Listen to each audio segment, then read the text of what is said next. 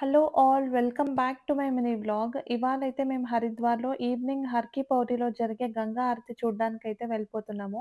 అక్కడ ఈవినింగ్ 5:50కి హారతి స్టార్ట్ అయితే 5:00 నుంచి ఇంత జనాలైతే ఉన్నారు. కాస్త లేట్‌గా వెళ్తే కూర్చొని చూడ్డానికి గూడా స్పేస్ ఉండదని చెప్పేసి మేము గూడా 5కంతా రీచ్ అయిపోయాము.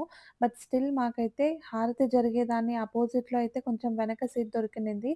బట్ స్టిల్ పర్లేదు హారతి అయితే చాలా బాగా కనిపించింది. అండ్ ఇక్కడ ఈవినింగ్ గంగా హారతి అయితే అస్సలు మిస్ చేసుకోకండి. చాలా చాలా బ్యూటిఫుల్ ఎక్స్‌పీరియన్స్ ఇది.